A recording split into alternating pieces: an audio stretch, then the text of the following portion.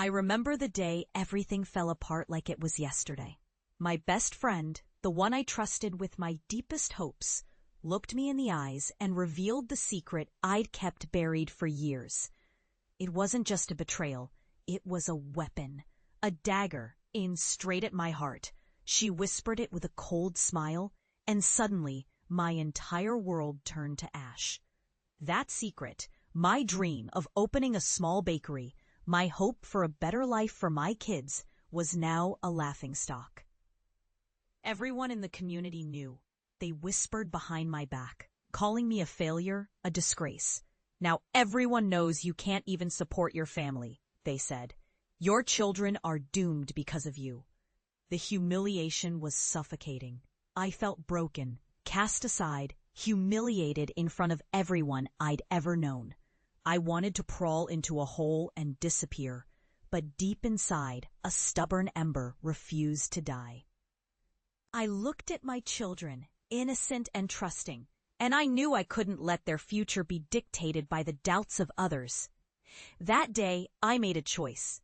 I would prove them wrong, not just for me, but for my family. I left that town with nothing but my resolve.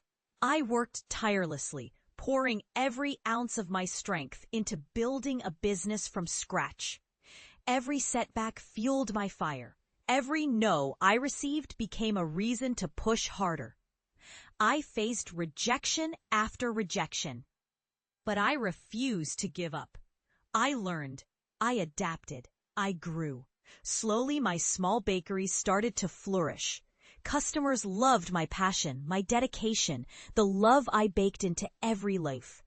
Years passed, my business expanded, my reputation grew, and I built a life I could be proud of. I watched as my children thrived, their future secured by my resilience.